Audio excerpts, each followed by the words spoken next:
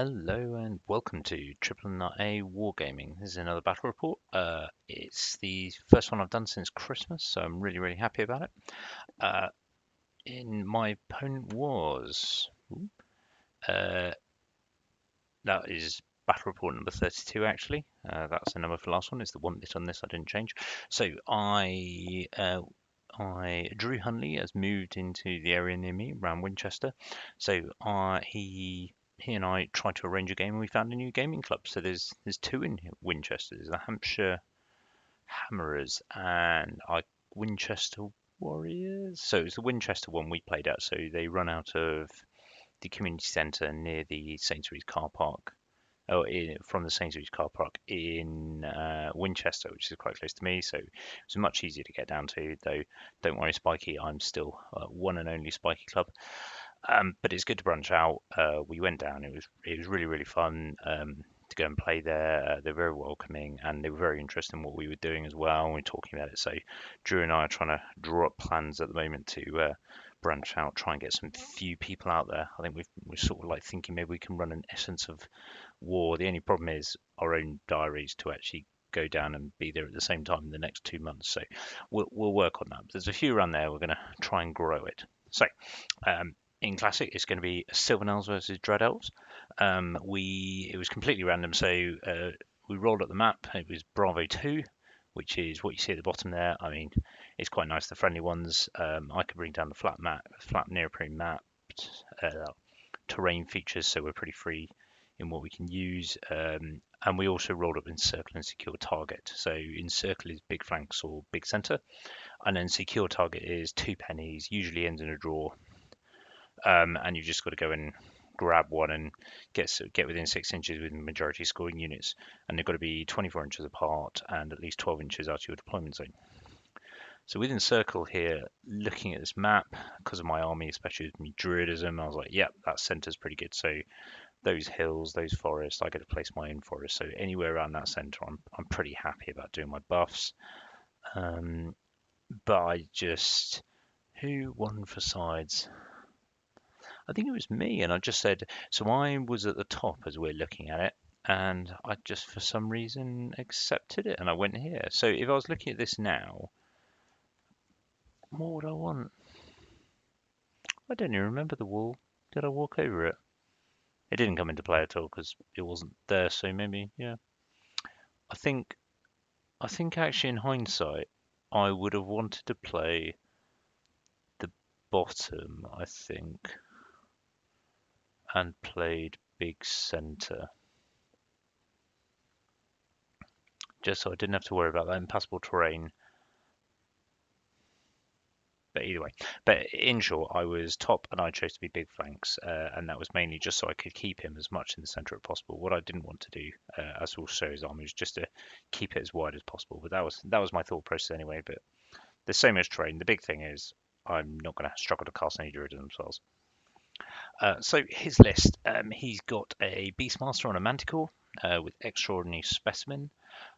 He's got Basilisk Fusion Lance with Transcends it, so every wound he does, he gets +2, get max +1 strength, +1 AP, up to a maximum +2. So that's a pretty awesome weapon. And then Talisman Shielding and Lucky Charm.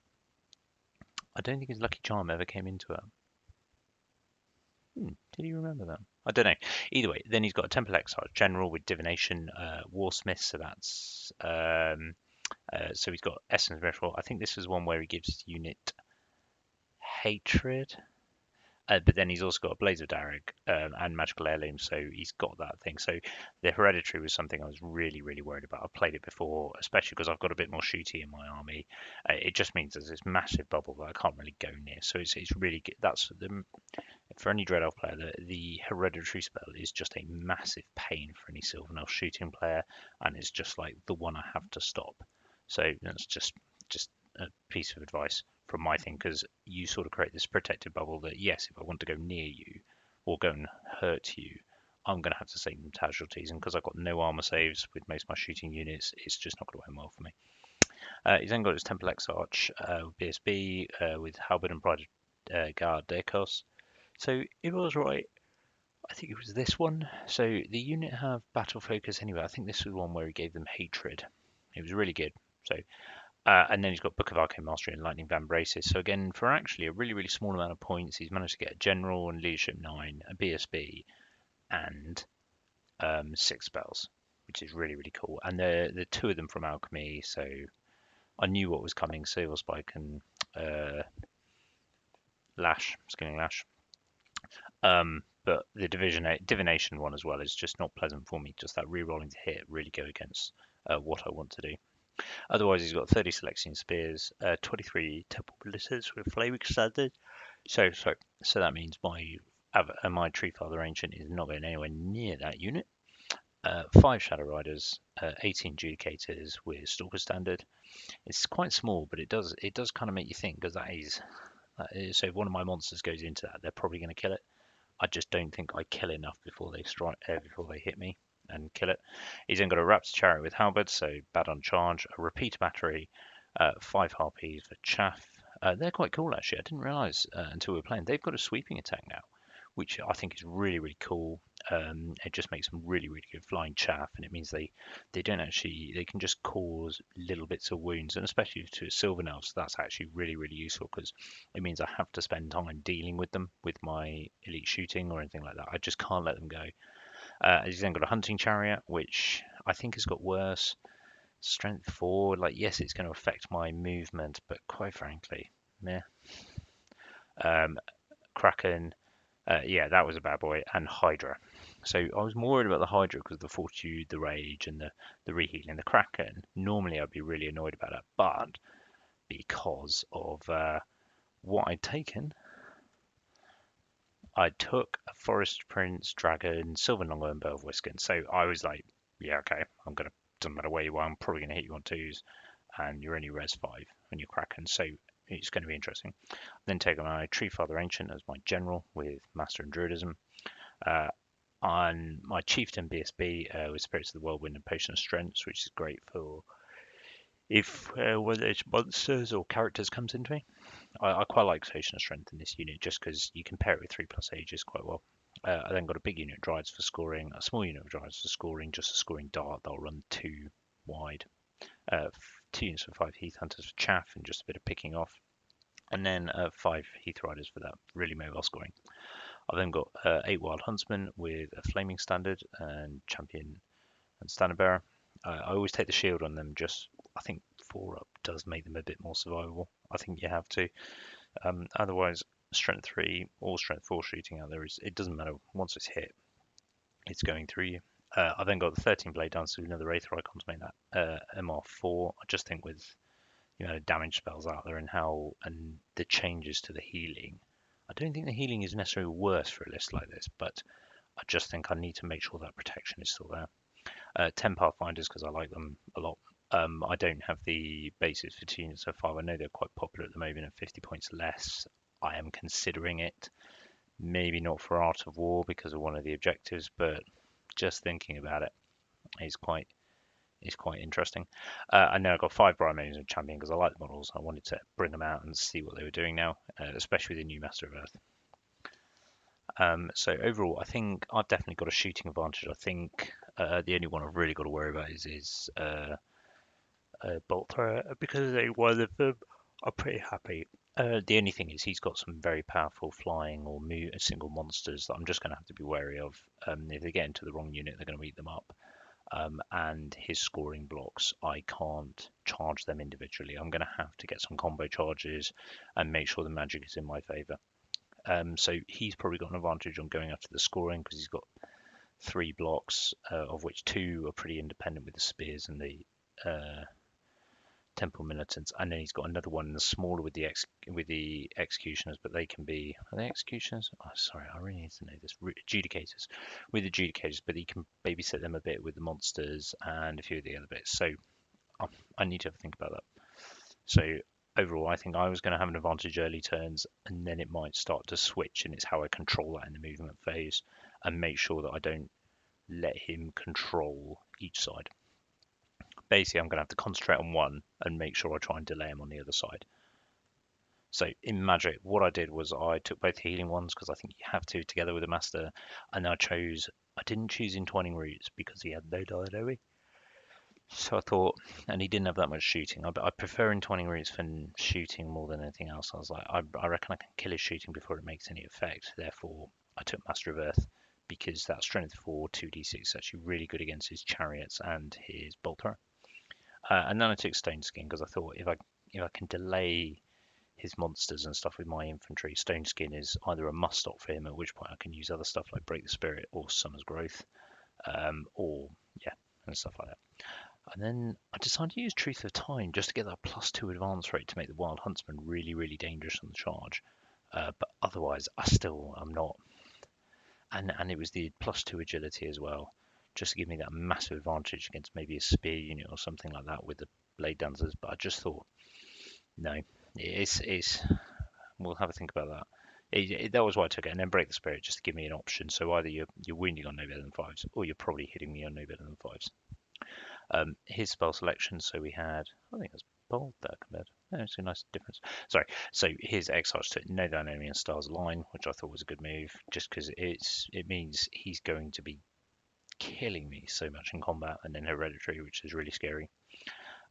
His Temple Exarch with Alchemy's got Lash, Silver Spike, so again against my dragon, and then Hand of Heaven. So that thing is just going to be plonking there. So I'm going to have to stop one, which is probably Lash, I've decided. And then I'm going to have to let Silver Spike and Hand of Heaven through and hope he doesn't roll that well. And that was my plan with Magic. And the only time I'm going to have to switch is when I know which one of these I'm going to have to stop with combat. So it's going to have to go down to that.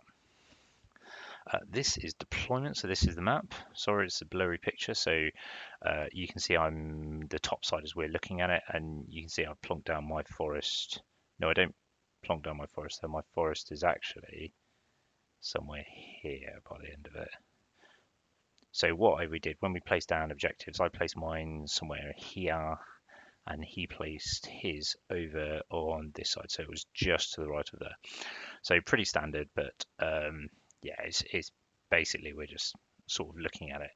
And my terrain is sort of like somewhere here, go along here, and it's pretty much like along the house and along there. So he got to go first. Also, he decided to drop his first unit, and sorry, this is how it ended up. But actually, what happened was, so he got to drop a unit first. Yeah. So he dropped his Dark Riders there. So what I did was I dropped my Heath Riders back here. So that was my first drop. He then dropped his Harpies, and then I dropped here. So I thought, okay, there's some Dark Riders in the center there. I can go after them and try and get some chaff out of the way. He then dropped his Bolt Thrower there. And at that point I went, I'm dropping. I think it was that point, or yeah, I think it was that point. Maybe I put them there. No, I put these Brahmins down there. I think then he did drop them there or something, or he dropped them there. I think it might have been, no, it was one of the chariots. So he dropped one of the chariots there. And at that point I went, okay, fine. That's the hunting chariot there. I know where his bolt thrower and his other shooting things is, so I'm going to go for an alpha strike and win first, and just take them out. That's my aim. So once I've got those two out, I can control the shooting game for the rest of it. So that's what I did. So I deployed my dragon here, because with the aim of I can move up here and protect myself here if necessary, and then just shoot along this whole line as a bolt thrower. I put my scoring down this way because then I can sweep around here, but if necessary, I can go back around the other way on the thing. I've got my Dryad Storing Dart here is just facing off against that. With the Blade Dancers, the plan is they can either go to the wood, go to the wood in there, or they can go onto the wall in the center there. And then I've got my Tree Father Ancient just in the center, just able to go around. But again, magic, I'm not really too bothered about it. I then put the Dryads over on the right, and that was just to go for this objective here and just draw him out, make sure he can't focus in on one, and just put a small scoring unit out here and walk in, and then the Wild Huntsman. So I suspected, because of my Dragon Lord over this side, he was going to put his monsters over here. So I just wanted the Wild Huntsman really mobile to move around. The only thing I should have done straight off was to put the Wild Huntsman there. That way, I can move back around if necessary. They aren't really doing anything here, and I think that's because I forgot about this hill. I completely just didn't see it in my head. I knew it was there. I'd registered the one on the other side, and it was a hill. I just didn't think about it here. Otherwise, they should have been over this side, and the Dryades should have been. I think the Dryades are okay where they are, but the Wild Huntsman should have been on the far right, just ready to go, and that was it. Cool. His deployment on the other side. So if you go from left to right, he's then got the Temple Militants with the Harpies behind. He's then got the Spearmen. He's got his General with Divination in the Spearmen. And no, he hasn't. His General is in the Temple Militants, and his other Wizard, his BSB, is in the Spears with Lash and all that. He's then got the Peterbolt throw behind the Dark Riders in the centre, and he's thinking, yep, in the forest, that's pretty good cover. He's then got the Executioners, the Hunting Chariot, the Raptor Chariot, the Kraken, the Hydra, and then his Beastmaster. So and then in Vanguard, he doesn't really Vanguard anyone, or he just puts them slightly more forward there. I move them forward that way, and oh, sorry, this is after Vanguard, so they must have been here. Yeah, sorry, they were here, so I Vanguard sideways, and they Vanguard sideways. So actually, they were over there, and they were over there. I think they might have been there and pushed forward or something. Either way, sorry, I've got that slightly wrong, but that's how it looked. And launch into my first turn. So here's my first turn. So what I've done is I've moved my dragon out here, so he can't actually charge me there. These have turned around and going to be coming around this way and then just following up in the center here. I haven't moved the Dryades at the back. I don't need them at the moment. They've got plenty of time to get there, so I just left them there. I brought the Brimans across into the center here, and the reason I wanted to do that was I wanted to be able to cast Break the Spirit. I have the option Break the Spirit there, but also cast Truth of Time on this side because I realised my Wild Huntsmen are in the right place. But if you notice, I still haven't worked out there's a hill there. So again, that's really stupid of me.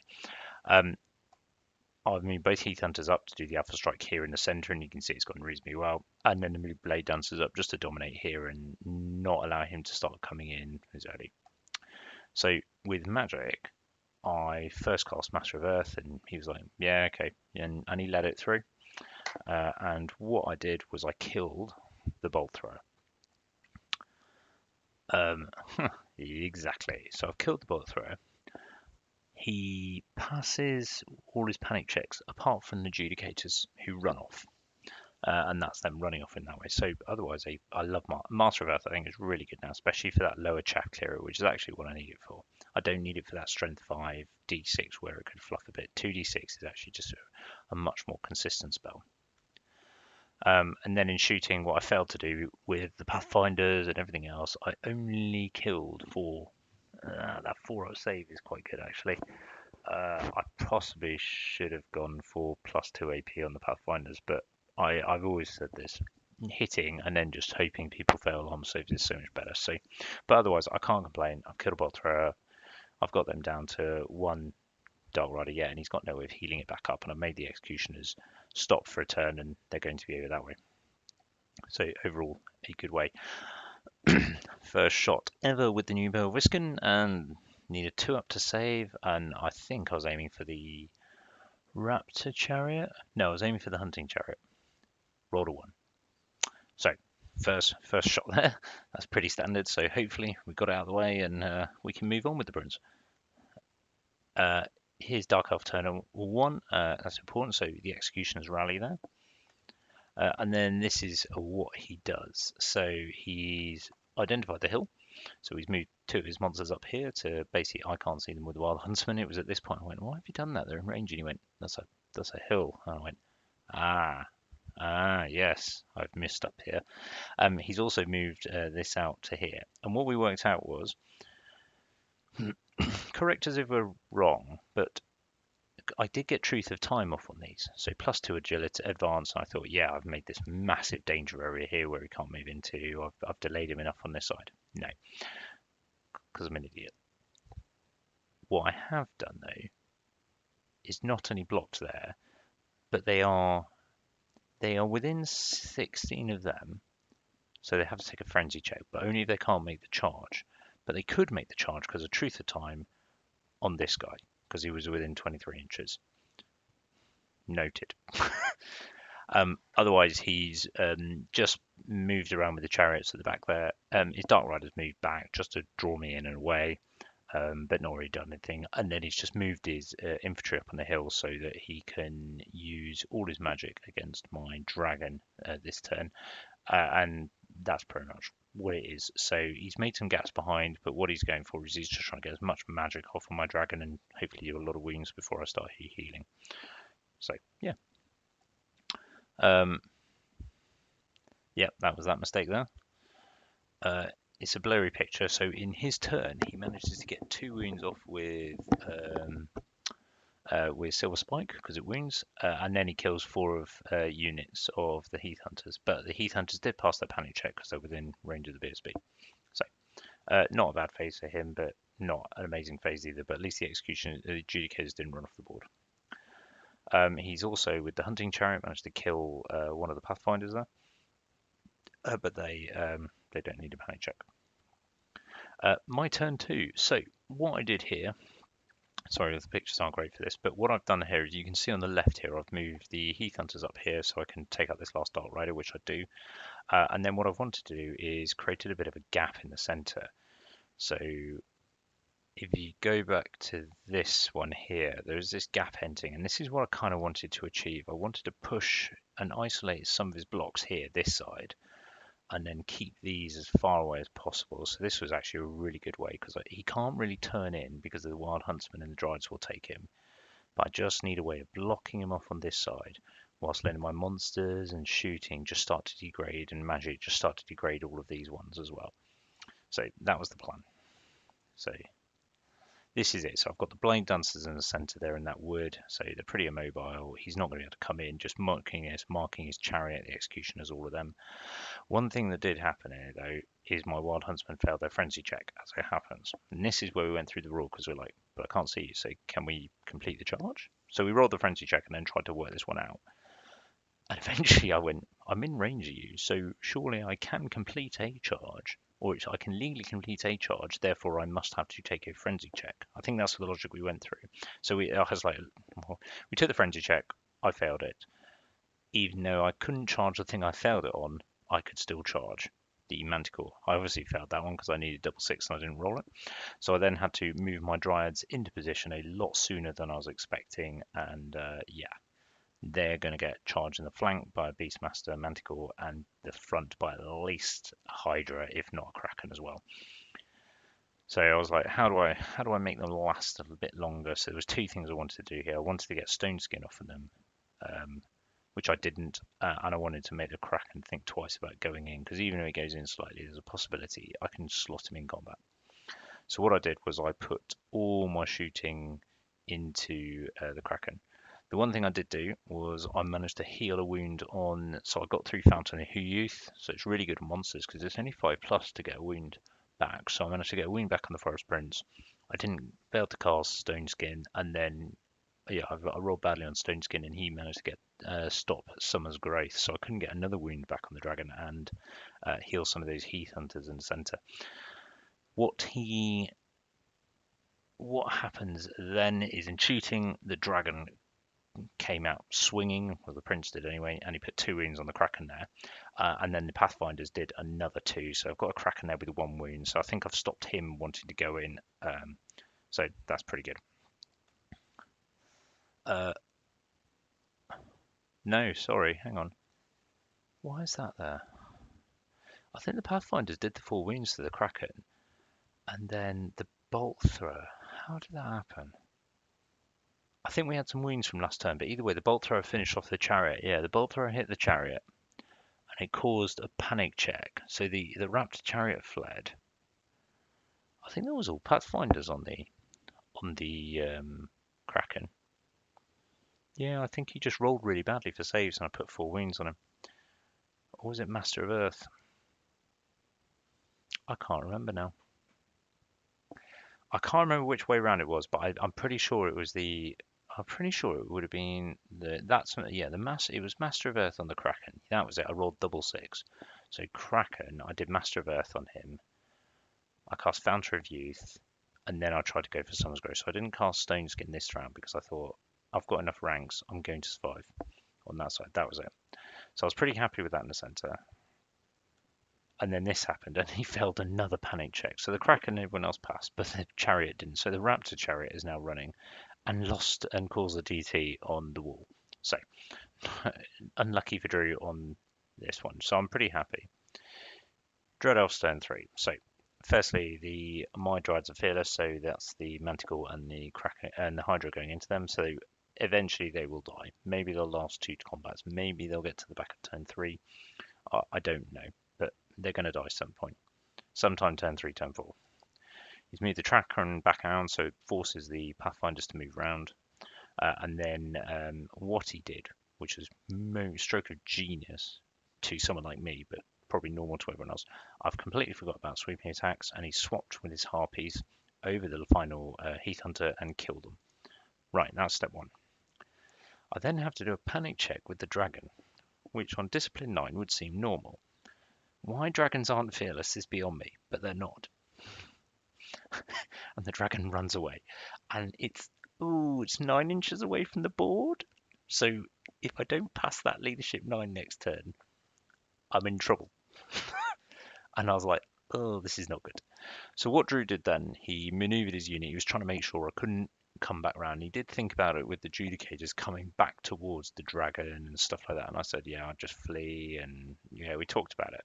But eventually he was like, actually, now that these Dryads are going to get killed, he decided to move the Judicators this side, and eventually they will take that objective because it's very unlikely I'm going to be able to kill them.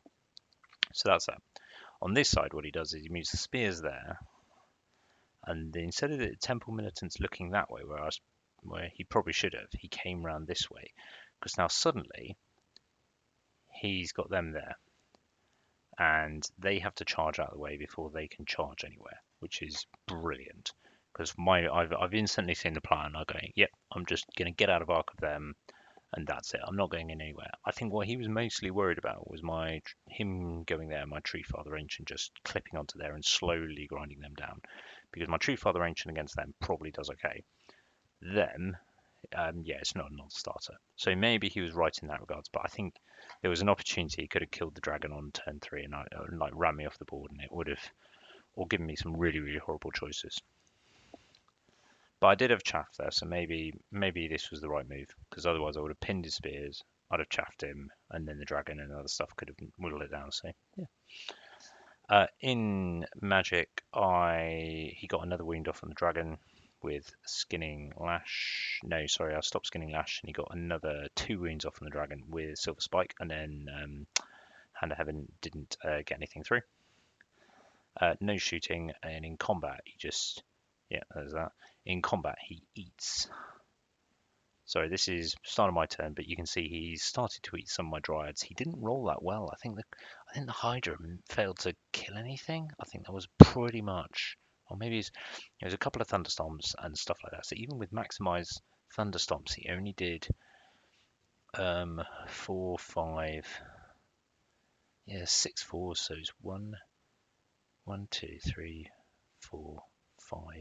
I think only killed 5. So they passed on an 8 and they stuck, which was great. So I reckon they were going to get to hopefully the back of his turn 3 and then start coming towards me.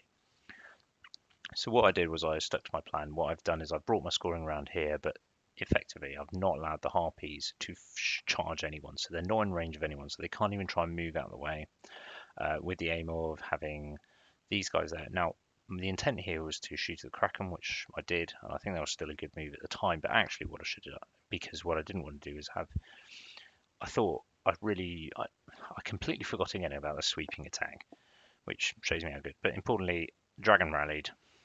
I moved that guy there. The Blade Dancers were protecting his rear just in case the Kraken wanted to come this way quickly, and my shooting failed. I probably should have turned the Blade Dancers round at this point and just threatened there, or been more risky and gone forward, so that assume that they were going to pass and then countercharged into the Hydra. So I think there was that move there, or I just turned them around and looked them this way because actually this was probably not a good move here. I've wasted this opportunity. The Pathfinders are there and they were going to shoot the Kraken, which they do. Magic. So then what I do is I just lob a load of spells into there, but critically is to draw him out, and then I just diced him on Stone Skin, and I got Stone Skin off here, and that means they're not going to be winded anymore. 5+ sets. As long as they don't fail their lead Discipline 8 test, they're staying there. So at least until the end of turn 3, and they're not going to be freed up till their turn 4. Otherwise, I'm hoping that they will die off eventually, and I can charge in my turn 4 or turn 5 and just take them out here. Yeah, that's what happens. So he actually kills more than I thought he would. So he killed 6. Maybe that was right with any winning on 5+ because but it still hurt quite a lot. But I'm still chipping away. I'm of course another wing to the Hydra, but they do stick, which is great. Dread Isles turn 3. So he does a sweeping attack again, causes 2 wounds to the Pathfinders, but luckily they pass their panic check because the BSB is just there. And then I know that my Dryads are running this turn. He's brought his these around, Temple Militants around, and this is where I'm actually quite happy. I've already seen that there's an issue for him, which is that my Wild Huntsman can redeploy to this side. My Dragon can come forward there. And I've got some pretty strong charges into one of his units here, so I think I'm in a pretty good spot at the moment here. So I don't have to engage at this moment. Otherwise, he's rallied his chariot and he's continued to march his adjudicators around there. He does a couple more wounds to the dragon, and then he just blows them apart, and they fail and run away. But he only killed 4 of them, which is interesting. But they didn't commit another. Oh no, did they? I think they did another wound to the Hydra. No, they didn't this round, but they did run, but they weren't caught. So, which I kind of was hoping they would catch him so I could countercharge with the Hydra, with the Wild Huntsman, and take out that Hydra, because otherwise it's just going to bounce through me. But unfortunately not. Because I had the Briar there. I could potentially do something. So yeah, my turn 4. So I decide that I don't want to charge the spears with my avatar from there because they'll munch them. So what I did was I just said no charges on this one. My Dryads rallied, so they're going to have a problem here. I then move everything around. I decide that now's the time I'm going to get rid of the Harpies before they do any more with my Pathfinders. The Blade Dancers stay back there, and that means if anyone charges them, they're going to not be steadfast. We didn't realise this until the top of his turn 4 when he was thinking about it, and I went, you won't be steadfast. So this wasn't by design. Otherwise, I could have met the Tree Father there and left him, and then had a really juicy counter charge. I moved the Dragon to the flank and just start linking some of these off. And at this point, then I moved the Wild Huntsman here. They're out of arc there, and then just threatening on this side. So, and now I've got my 2 scoring units. They're going to go in. I've sandwiched them, and then and then my scoring units are going to be free on there. And I'm just going to sacrifice the Dryads. I've moved the Briar Minions around here to start plinking off wounds off the Hydra to see if I can cause some. And the Heath Hunter's going to continue just shooting at that chariot because they keep plinking away. And because it's only res 4 up save, like, or is it 3 up? I can't remember. And it's only res 4, so eventually I'm going to take that thing out. In Magic, I do get off Fountain of Youth with D3 wounds. I bring back a couple of the Pathfinders so that they shoot through the Harpies in one go. And then in shooting, I wasted the breath weapon. I completely thought about this, and Drew gave me some good advice. Breath weapons are for chaff or combat when you're with infantry, and I was like, yeah. So that was my bad. And then, yeah. Shooting here, I did another wound. And then I hit with a breath weapon, and I failed to hit again with the shooting weapon. So he's missed twice. So I think he's only shot and hit once in the game and caused 2 wounds. No, he caused 2 wounds on a hunting chariot, and then he's caused 2 wounds on a Kraken. I don't even think he did that. He must have done it. So he's done something. He did do some stuff with the bow. Um, but that's it. He didn't do much. Right, in his turn, he doesn't charge me because we've had the conversation about the with the temple militants. So here he decides. I'll just show you what he does here because I haven't got a picture, which is my bad. So he decides not to charge with them because of the train. They're too far, and he realizes that I'll counter-charge him with the Wild Huntsman. So what he does is he backs up and basically shows the front to the Wild Huntsman. We had a good long conversation about this, and I think this was the best thing he could do at the time. He then pops his BSB out to there to shoot at them. And this is the really clever bit. I asked him why he did that. I was like, I can kill him. He's like, yeah, but um, you're not going to be able to kill me in one turn because it's only multi-wound 2 with that. You've either got to let me get Lash, Silver Spike, and Hand of Heaven through, and your dragon has got 4 wounds left, and there's a chance he kills him. I was like, yep. Or you let me get either Know Thine Enemy or Stars Line Off in here. And I was like, well, Know Thine Enemy is what he was going for, because I'm a higher agility than him, but his general is a higher agility with +2 from Know Thine Enemy, and I went, that's clever. So he does that. So, spoiler alert, I stopped that, but he gets Know Thine Enemy through. So even if my Wild Huntsman charged, I'd have been in a bit of trouble. And his general goes first with about 4 or 5 attacks. Yep. He eats that unit and runs it down. And you can see his Beastmaster is come forward, and those adjudicators starting to lose a few, but they're just getting closer to the objective. So this is missing a bit. So I'll run you through from this picture what happens. So I decide, because there's a hill there, I can cast. I charge my Wild Huntsman, I charge my Blade Dancers in first on them. They flee. They go to there. I then redirect into them. They hold. I charge my Wild Huntsman in. They hold. And I charge my Dragon in to there. And they hold. The Blade Dancers don't get in, but the rest of them do. I have a big, massive combat, but I can't get any buffs off. I can't get Stone Skin off on them. I get a No Wound back on them, so he's up to 5. I get Master of Earth off on them, so I decide, so I've moved him that way to shoot at that. They're there. I get Master of Earth on them and I only kill 1, which is why he's moved forward to there and puts another wound on them. But other than that, nothing really happens. Apart from until I get to combat. And the outcome is this, bottom right side. So I've moved my scoring onto it. We rip each other apart, but he is massacred. My Wild Huntsmen there in the bottom of this picture are dead. He kills them to a porcelain. Now he returns inside, but yeah. So I'm now gone. I've got 3 wounds left. It's a bit of an interesting choice at the moment because these spears are going to probably rally next turn with his BSB there. But luckily I've got some Blade Dancers there, so I think in this state I'm okay at this. I think that was the best I can do. I've got the unit down. The only thing I would say, which is something I should have thought about, is the breath attack, because the breath attack would have put this unit and broken their steadfast. I killed more than him, partly because there was only 8 Wild Huntsmen, so and the wound on that. So he committed 10, and he's got a banner, so he had 11. I killed most of the unit, and if I'd had the breath attack, all I needed to do was kill another 4. No, 1, 2, 3, 4, 5. Okay, 6. So maybe I wouldn't have broken them, but actually with a champion next, I'd have eaten the champion or the general. So yeah, breath attack saving for combat is the way to go. His turn. In my turn also, I had shot at his Hydra. So I got it down to 5 wounds when he charged. And I thought, should I flee? I can stand and shoot. Then I've got Sylvan Blaze. I'll stand. What the heck? So I shot him on 5 wounds. I need to get 1. Don't do anything. He charges in, and then he eats me. So he eats me, chases him down. So that's dead. Heath.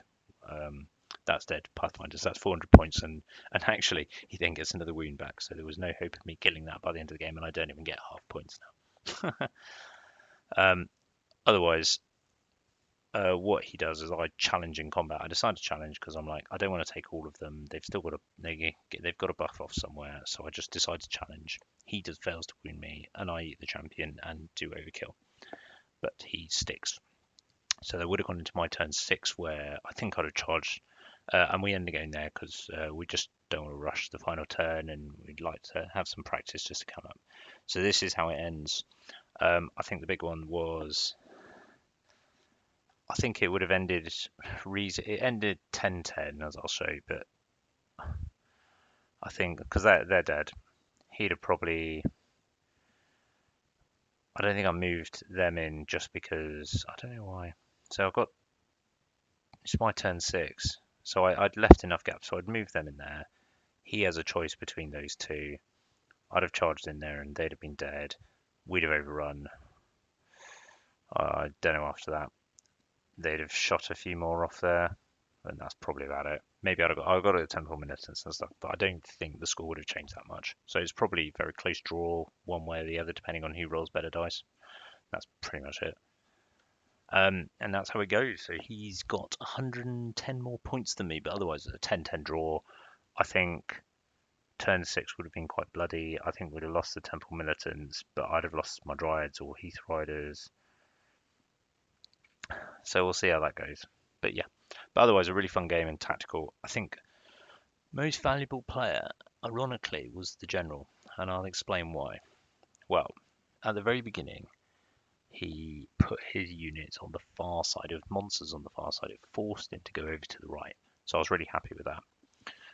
So that's why they are the most valuable player of this game. It just totally changed what I think he was going to play like in his game. Otherwise, the Pathfinders were their usual amazing self, and I really like Pathfinders over Centaurs, for instance.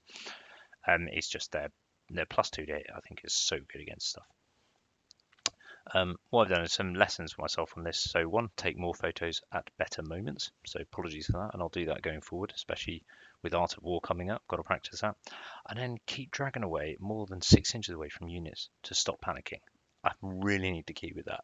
I really would like to take the dragon to as a prince to Art of War rather than go for the avatar and dragon mage. I just don't know whether I want to do a shooty one or a combaty one. I think lots of people say the combaty one is better, but the thing that's making me think is just how people looked at that bolt thrower bow and went, nope, and move away. So I'm going to have a think about that and have a play with some stuff. But that's my thought process at the moment. The other thing I'd like to try Crown of the Wizard King. Just looks fun. So we'll see on that. Last thing is hobby. So my over Christmas, whilst watching Die Hard 1 and 2, I managed to finish off this character. Yeah, because obviously this is a true Christmas movie. Um, and yeah, this is what it looks like. I'm really happy with how the army's turning out. I'm currently painting some archers or archer models, whatever they're going to be. I know I've got some stuff to paint as Great Eagles, but I won't tell you that because this is it's a bit of a surprise at the moment. So I'm really happy with that. And yeah, so I'm looking forward to bringing this to the tabletop. I've just got to paint and make a load of trees. I've got a bit of a plan at the moment, but it's going to be your usual winter walking forest rather than having to paint so many elves. Just for the record, this is my last elven army for a while. I will be switching definitely to undead. Going to take tons of skeletons and stuff like that, but as long as it's not elves. But otherwise, thank you for watching. I hope you enjoyed yourself, and we'll look forward to Art of War. Have a good day.